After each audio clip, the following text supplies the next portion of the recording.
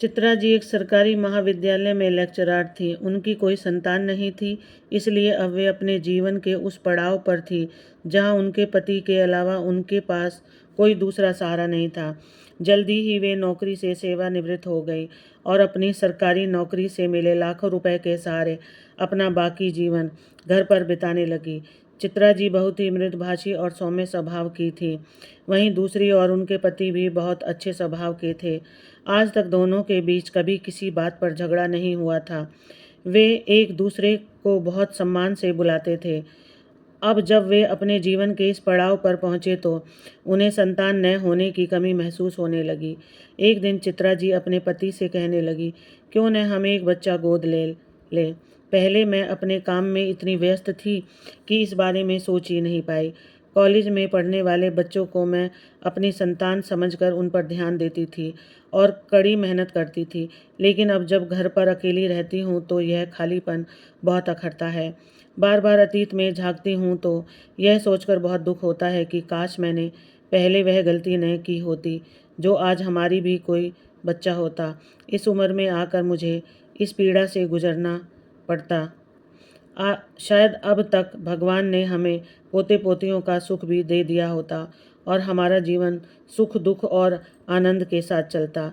जब चित्रा जी अपने पति वीरेंद्र से यह सब कह रही थी तो उन्होंने गहरी सांस ली और मुस्कुराते हुए अपनी पत्नी की ओर देखते हुए बोले, क्या तुम्हें सच में लगता है कि जो तुम सोच रही हो वैसा ही होता? कई साल पहले जब चित्रा जी और वीरेंद्र सिंह की शादी को 1 साल पूरा हुआ था, तब चित्रा जी गर्भवती हुई थी। कुछ महीनों बाद उन्हें यह पता चला कि वह एक बेटे को जन्म देने वाली हैं, लेकिन एक दिन उनकी तबीयत खराब हो गई। फिर भी वे कॉलेज में पढ़ाने के लिए निकल पड़ी। रास्ते में उनका एक दुर्घटना हो गया। वीरेंद्र जी ने उन्हें छुट्टी लेने के लिए कहा था, लेकिन उन्होंने कॉलेज जाने को प्राथमिकता दी और इसी दौरान यह हादसा हो गया। उनकी जान तो बच गई, लेकिन उनका बेटा इस दुनिया को छोड़कर चला गया। इस हादसे की वजह से वह फिर कभी मां नहीं बन सकी। वीरेंद्र सिंह ने गहरी सांस लेकर चित्रा जी से कहा कि हमारे भविष्य में क्या होने वाला है, यह केवल भगवान ही जानते हैं। अगर हमारे लिए संतान होना वास्तव में अच्छा होता तो भगवान ने हमें अवश्य संतान दी होती। कौन जानता है, अगर वही संतान बड़ा होकर हमें इतना दुख और तकलीफ देता तो इसलिए भगवान ने हमें पहले ही संतान नहीं दी। यह सुनकर चित्रा जी चुप हो गई। वह अपने जीवन के कुछ ही वर्ष वीरेंद्र जी के साथ बिता सकी। एक दिन जब वीरेंद्र जी को अचानक लकवे का दौरा पड़ा, तब चित्रा जी घर में अकेली थी। आधी रात के समय पति की बिगड़ती हालत देखकर वह घबरा गई। वह रोने लगी और चिल्लाने लगी। उन्हें समझ नहीं आ रहा था कि इस समय किसे फ़ोन करें, किसे बुलाएं और इस मुश्किल घड़ी में कौन उनकी मदद करेगा। यही वह समय था जब उन्हें अपने संतान के की कमी सबसे अधिक महसूस हुई। कांपते हाथों से उन्होंने एम्बुलेंस बुलाई। एम्बुलेंस तो आई, लेकिन तब तक बहुत देर हो चुकी थी। वीरेंद्र जी का निधन हो चुका था। यह खबर चित्रा जी पर पहाड़ की तरह टूटी। वह पूरी तरह अकेली पड़ गई। वह एक स्वावलंबी महिला थी, लेकिन इस उम्र में पति का इस तरह छोड़कर जाना उनके लिए बहुत बड़ा झटका था। कुछ दिनों तक पड़ोसी और दूर के रिश्तेदार उनसे मिलने आते रहे और उन्हें सांत्वना देते रहे। कुछ रिश्तेदारों ने तो यहाँ तक कहा कि चित्रा जी को उनके साथ चलकर रहना चाहिए, लेकिन चित्रा जी ने साफ मना कर दिया। उनके पास अपना खुद का घर था, पेंशन थी, बैंक बैलेंस था और पति की संपत्ति भी थी। यह सब उनके लिए काफ़ी था। उन्होंने कहीं और जाने से साफ इनकार कर दिया। वह बोली कि मैं अपनी जिम्मेदारियां खुद उठा सकती हूँ। धीरे धीरे सभी अपने अपने जीवन में व्यस्त हो गए और चित्रा जी घर में अकेली रहने लगी। पूरे दिन घर में बैठे रहने से उन्हें खाली घर काटने को दौड़ता। धीरे धीरे उन्होंने खुद को संभाला। उन्होंने सोचा कि भले ही पैसों की कोई कमी नहीं, लेकिन घर पर बैठकर खुद को डिप्रेशन का शिकार नहीं बनाना था। अगले ही दिन चित्रा जी ने सोचा कि क्यों न घर के पास स्थित एक निजी स्कूल में बच्चों को पढ़ाना शुरू किया जाए, जिससे बच्चों के साथ उनका मन भी थोड़ा हल्का हो जाएगा और समय भी अच्छा कटेगा। अगले दिन जब उन्होंने यह विचार रखा तो स्कूल प्रशासन ने उनकी योग्यता को देखते हुए कहा कि वे हमारी प्राथमिक शाखा में नहीं बल्कि दूसरी शाखा में पढ़ाएं, क्योंकि उनके ज्ञान की वहाँ के बच्चों को अधिक ज़रूरत थी। चित्रा जी को भी इसमें कोई आपत्ति नहीं थी। वह स्कूल घर से थोड़ी दूर था, लेकिन उनके पास खुद की गाड़ी थी और वह उसे चला सकती थी। इसलिए वह रोज़ 50 मिनट का सफ़र तय करके स्कूल जाने लगी। धीरे धीरे बच्चों के साथ समय बिताने से उनका मन भी रमने लगा। एक दिन जुलाई के महीने में दोपहर के समय जब वह स्कूल से लौट रही थी, तो अचानक उनकी गाड़ी का टायर पंचर हो गया। उन्होंने तुरंत गाड़ी रोकी और नीचे उतरकर देखा तो टायर की पूरी हवा निकल चुकी थी। चारों ओर दूर दूर तक कोई नज़र नहीं आ रहा था। सड़क के दोनों ओर मिट्टी और चट्टानों से भरी पहाड़ी ज़मीन थी। जुलाई के गर्मी में पेड़ों के पत्ते भी झड़ चुके थे, जिससे छाँव भी नहीं थी। वहाँ तो किसी को मदद के लिए बुलाने वाला भी कोई नहीं था। चित्रा जी अब चिंता में पड़ गई। सड़क पर कई गाड़ियाँ और मोटरसाइकिलें तेजी रफ्तार से गुजर रही थी। उन्होंने सोचा कि क्यों न किसी से मदद ली जाए। उन्होंने अपनी गाड़ी सड़क के किनारे खड़ी कर दी और हाथ देकर लोगों से मदद मांगने की कोशिश करने लगी। लेकिन तेज़ रफ्तार से दौड़ती गाड़ियाँ भला कहाँ रुकने वाली थी। सभी अपनी अपनी मंजिल की ओर बढ़ते हुए उनकी तरफ ध्यान दिए बिना निकलते जा रहे थे। यह देखकर चित्रा जी और ज़्यादा चिंतित हो गई। बाहर तेज़ धूप थी, जिससे कभी वे अपनी गाड़ी में जाकर बैठ जाती तो कभी बाहर सड़क पर खड़ी होकर मदद मांगती, क्योंकि उनकी उम्र के हिसाब से उन्हें धूप का बहुत कष्ट हो रहा था। इतनी तेज़ धूप सहना उनके लिए मुश्किल हो रहा था। वे नाजुक सी थीं और वहाँ खड़ी हुए लगभग 2 घंटे बीत चुके थे। फिर भी उनकी मदद के लिए कोई नहीं रुका। धूप इतनी प्रचंड थी कि किसी की भी जान जा सकती है। चित्रा जी ने आखिरी कोशिश करते हुए दूर से आती हुई एक टैक्सी को हाथ दिया। वह एक बहुत पुरानी टैक्सी थी, जिसके कई हिस्से में जंग लग चुका था। सामने का शीशा भी टूटा हुआ था। उसे देखकर कोई भी अंदाज़ा लगा सकता था कि वह बहुत पुरानी टैक्सी है। पहले तो वह टैक्सी बहुत तेज गति से वहाँ से निकल गई, लेकिन चित्रा जी को देखकर वापस मुड़ी और उनके पास आकर रुक गई। उस टैक्सी में 24-25 साल का एक युवा लड़का बैठा था। उसने चित्रा जी को खड़े हुए देखा तो तुरंत टैक्सी से नीचे उतर आया। चित्रा जी पूरी तरह पसीने से भीग चुकी थी। तेज धूप के कारण उनका चेहरा लाल हो गया था और उनकी हालत बहुत खराब लग रही थी। उस लड़के ने उनकी ओर देखा और पूछा, क्या हुआ मैडम? आप इतनी धूप में यहाँ क्यों खड़ी हैं? कोई समस्या है क्या? चित्रा जी ने भगवान का शुक्रिया अदा किया और उस लड़के से कहा, बेटा, मेरी गाड़ी का टायर पंचर हो गया है। मुझ में इतनी ताकत नहीं है कि मैं इसे ठीक कर सकूं, और सच कहूं तो मैंने आज तक यह काम कभी किया ही नहीं। इससे पहले मेरे साथ कभी ऐसी समस्या हुई भी नहीं, वरना मैं अपनी गाड़ी को वर्कशॉप ले जाती। क्या तुम मेरी मदद कर सकते हो? उसकी बात सुनकर वह लड़का हंसते हुए बोला, मैडम, आप बिल्कुल चिंता मत कीजिए। आप मेरी गाड़ी में जाकर बैठिए। वहाँ पानी की एक बोतल भी रखी है। घबराइए मत, वह नई बोतल है, सील पैक है। आप आराम से पानी पी सकते हैं और छाँव में बैठ सकते हैं। तब तक मैं आपकी गाड़ी का टायर बदल देता हूँ। चित्रा जी ने उसकी बात मानी और उसकी गाड़ी में जाकर बैठ गई। वहाँ ठंडे पानी की बोतल रखी हुई थी। पानी पीकर उन्हें बहुत अच्छा महसूस हुआ। पानी पीने के बाद उनकी जान में जान आई। उन्होंने एक नज़र उस लड़के पर डाली तो देखा कि वह इतनी तेज़ धूप में सड़क के किनारे उनकी गाड़ी का टायर बदल रहा है। वहाँ बहुत ही से लोग थे, लेकिन कोई भी उसकी मदद के लिए आगे नहीं आया। बस यही एक लड़का था जिसने उसकी परेशानी को समझा और उनकी सहायता के लिए रुका। थोड़ा सोचकर चित्रा जी ने अपना पर्स चेक किया, जिसमें 20,000 रुपये थे। उन्होंने सोचा कि मैं इनमें से 10,000 रुपये इस लड़के को इनाम के रूप में दे दूं। वैसे भी वह लड़का गरीब लग रहा था। उसके कपड़े और रहन सहन से वह किसी साधारण परिवार का लग रहा था। इसलिए चित्रा जी ने उसे 10,000 रुपये इनाम देने का निर्णय लिया और उतने पैसे अलग रख दिए। जैसे ही लड़का टायर बदल कर वापस आया, चित्रा जी अपनी गाड़ी से उतर गई। लड़का बोला, मैडम, आपकी गाड़ी का टायर बदल गया है और अब आप आराम से चाहे जा सकती हैं। यह सुनकर चित्रा जी ने दिल से उसका आभार व्यक्त किया और पर्स से 10,000 रुपये निकाल कर उसकी ओर बढ़ा दिए। पैसे देखकर लड़का कुछ पल के लिए हैरान रह गया और पूछने लगा, ये पैसे किस लिए? इस पर चित्रा जी ने मुस्कुराकर कहा, यहाँ बहुत लोग आ जा रहे थे, लेकिन सिर्फ तुम ही थे जिसने मेरी परेशानी को समझा और मेरी मदद की। यह मेरी तरफ से तुम्हारे लिए एक छोटा सा इनाम है। यह सुनकर वह लड़का हंसते हुए बोला, नहीं मैडम, आपने मेरे बारे में इतना अच्छा सोचा, यही मेरे लिए सबसे बड़ी बात है। मैं आपके ये पैसे नहीं ले सकता। सच कहूँ तो मेरा जीवन उद्देश्य ही लोगों की मदद करना है, और वह भी निस्वार्थ भाव से, बिना किसी लालच के।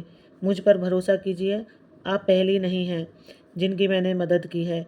इससे पहले भी कई लोग मुझे इनाम देना चाहते थे, लेकिन मैंने कभी किसी से कोई पैसे नहीं लिए, क्योंकि मैं अपने इस काम का बदला इंसानों से नहीं बल्कि भगवान से चाहता हूँ। इतना कहकर वह लड़का वहाँ से चला गया। चित्रा जी उस लड़के से बहुत प्रभावित हुई। उन्होंने आज तक इतनी अच्छी सोच और संस्कारों वाला व्यक्ति नहीं देखा। उन्होंने गहरी सांस ली और सोचने लगी, निश्चय ही इस लड़के की परवरिश करने वाली माँ बहुत निर्मल हृदय और बड़े मन वाली होगी। मन ही मन उन्होंने उस लड़के को ढेरों आशीर्वाद दिए और फिर गाड़ी में बैठकर अपने घर के लिए निकल गई। वह घर आकर अपने कमरे में बिस्तर पर आराम करने के लिए लेटी थी, लेकिन उनके कानों में बार बार उस लड़के के शब्द गूंज रहे थे, मुझे लोगों की बिल्कुल निस्वार्थ भाव से मदद करनी है, और इसके बदले में मैं किसी से कोई पैसा नहीं लेता, क्योंकि मुझे इसका फल अपने भगवान से चाहिए। यह सुनकर चित्रा जी के चेहरे पर अनायास ही मुस्कान आ गई और उन्होंने भी लोगों की मदद करने का निश्चय किया। अरे, उस लड़के ने तो काम के पैसे भी नहीं लिए, उल्टा जब चित्रा जी ने उसे ज़बरदस्ती पैसे देने की कोशिश की तो उसने लेने से मना कर दिया और वहाँ से चला गया। अगले दिन जब वे स्कूल में पढ़ा रही थी, तभी स्टाफ रूम में तेज आवाज़ से झगड़ने की आवाज़ें आने लगी। स्कूल की प्रिंसिपल किसी बात पर गुस्से में बहस कर रही थी। चित्रा जी को पढ़ाने में रुकावट महसूस हो रही थी, इसलिए क्लासरूम से बाहर आ गई। जब उन्होंने स्टाफ रूम की ओर देखा तो स्कूल की प्रिंसिपल उनके सामने खड़ी एक लड़की पर गुस्सा कर रही थी। चित्रा जी धीरे धीरे उनके पास गई और पूछा, क्या हुआ मैडम? गुस्से में प्रिंसिपल ने कहा, देखिए ना चित्रा मैडम, ये लड़की पिछले 3-4 दिनों से लगातार यहाँ आकर मेरा सिर खा रही है। मैंने इसे प्यार से समझाया कि हमें अब किसी वर्कर की ज़रूरत नहीं है। हमारे स्कूल में पहले से ही बहुत सारे वर्कर हैं, लेकिन फिर भी यह कहती है कि इसे काम की ज़रूरत है। प्लीज़ मुझे काम दे दीजिए। अब आप ही बताइए, मैं इसे किस भाषा में समझाऊं कि हमें और वर्कर की नहीं चाहिए, और फिर भी अगर इसे काम करना ही है तो इसे बिना किसी उम्मीद के मुफ्त में काम करना होगा। प्रिंसिपल की बातें सुनकर चित्रा जी ने उस लड़की की ओर देखा। वह शर्म से सिर झुकाए रो रही थी। उसे देखकर चित्रा जी को उस पर दया आ गई। लड़की की उम्र करीब 20-21 साल रही होगी। उसका रंग सांवला था, लेकिन वह बहुत सुंदर थी। उसने एक बड़ी ओढ़नी से खुद को अच्छे से ढक रखा था और कपड़े भी ठीक ठाक पहने थे। तभी चित्रा जी की नज़र उसके पेट पर गई, जो थोड़ा उभरा हुआ था। ओढ़नी से ढका होने के बावजूद साफ महसूस हो रहा था कि वह 6-7 महीने की गर्भवती है। चित्रा जी उसे ध्यान से देख ही रही थी कि प्रिंसिपल फिर बोलने लगी, अब आप ही देखिए, यह लड़की गर्भवती भी है। अगर कुछ भी अनहोनी हो गई तो कौन जिम्मेदार होगा? बेवजह हमारी स्कूल की बदनामी होगी। लेकिन यह लड़की कुछ भी सुनने को तैयार नहीं है। प्रिंसिपल कुछ और कहती इससे पहले ही उस लड़की ने उनके सामने हाथ जोड़कर कहा, प्लीज़ मुझे माफ़ कर दीजिए, मैं आपकी आभारी हूँ।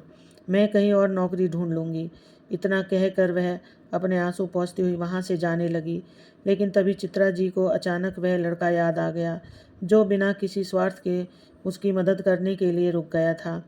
उसने उनकी मदद की थी, इसलिए चित्रा जी ने सोचा कि वह भी इस लड़की को यूं ही नहीं जाने देगी, बल्कि उसकी मदद करेगी। वह लड़की स्कूल के बाहर निकल गई थी तो चित्रा जी भी तुरंत उसके पीछे गई और उसे रोका। लड़की भी रुक गई।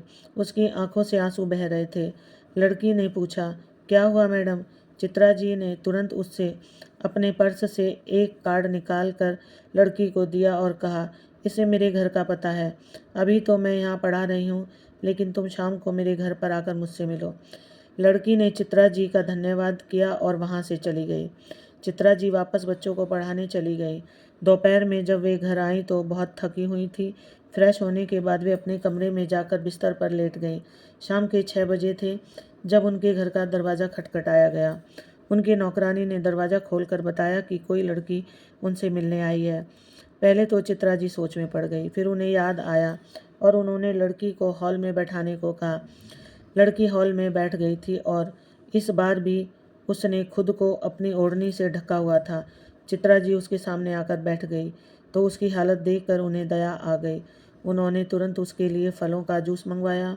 जूस पीकर लड़की को थोड़ा सुकून मिला और उसका चेहरा खिल उठा।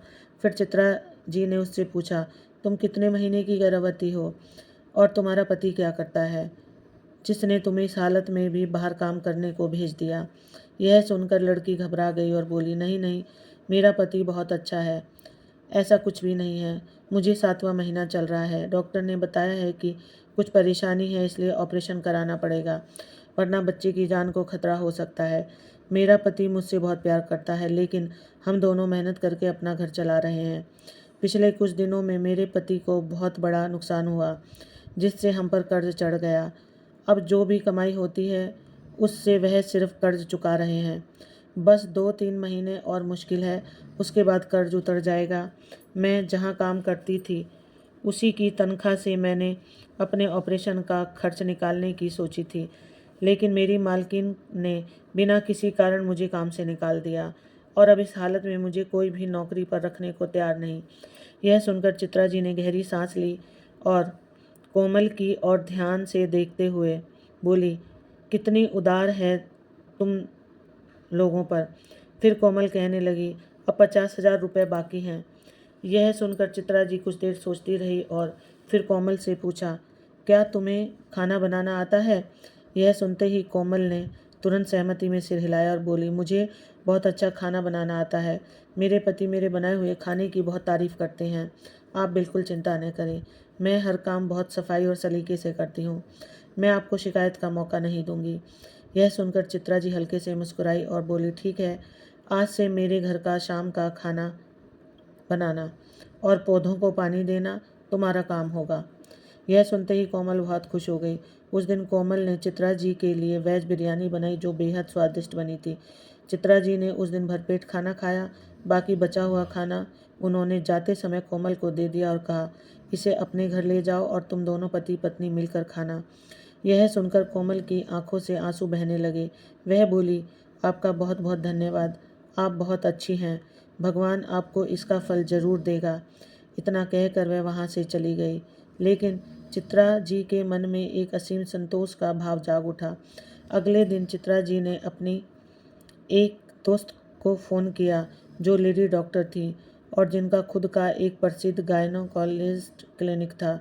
उन्होंने कोमल के बारे में डॉक्टर को बताया और कहा, इस केस के सारे पैसे मैं दूंगी।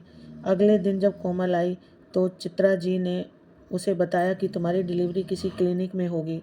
उस क्लिनिक का नाम सुनते ही कोमल घबरा गई और बोली, नहीं मैडम, वे बहुत महंगे डॉक्टर हैं, लाखों रुपए लेते हैं, मैं इतने पैसे कहाँ से लाऊंगी। लेकिन चित्रा जी मुस्कुराते हुए बोली, तुम इसकी चिंता मत करो, मैं तुम्हारी हर तरह से मदद करूंगी। यह सुनते ही कोमल की आंखों में आंसू आ गए। उसने पूछा, मैडम, लेकिन आप मेरी इतनी मदद क्यों कर रही हैं?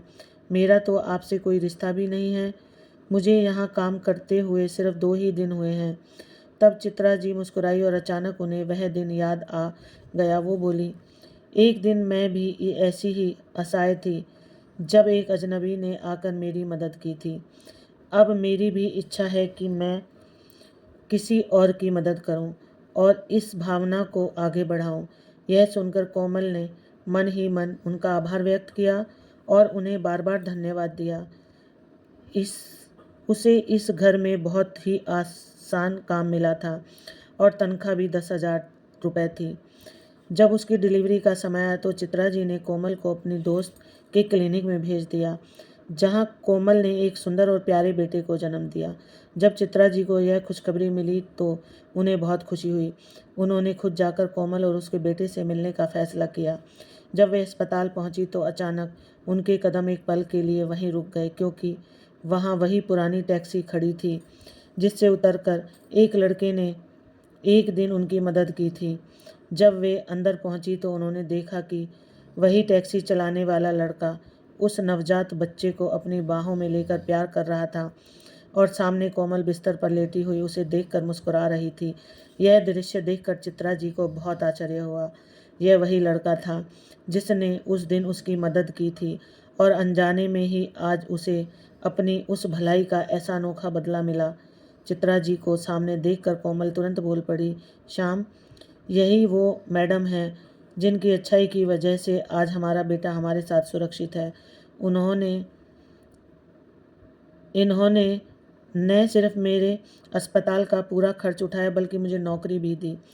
श्याम ने जब चित्रा जी को देखा तो उसे अपनी आंखों पर यकीन नहीं हुआ। कुछ पलों के लिए वह पूरी तरह से स्तंभ रह गया। उसे कभी सपने में भी नहीं लगा था कि उसने कभी किसी की हुई मदद का बदला उसे इस रूप में मिलेगा। वह तुरंत चित्रा जी के पैर छूकर उनका आभार व्यक्त करने लगा।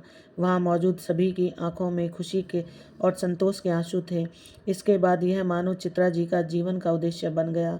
वे अपने पास आने वाले हर असहाय व्यक्ति की मदद करने लगी और अपना शेष जीवन ऐसे ही लोगों की सेवा में समर्पित कर दिया। इसमें उन्हें न केवल आनंद मिलता बल्कि उससे कहीं अधिक सुख और संतोष भी मिलता। बस इतना ही कहना चाहती हूँ कि अपने पड़ोसियों को देखें कि कहीं उन्हें आपकी मदद की ज़रूरत तो नहीं। अगर भगवान ने आपको इतना दिया है कि आप लोगों की मदद कर सकते हैं तो ज़रूर करें, भले ही पैसों से नहीं लेकिन अपने हाथ पैरों से तो मदद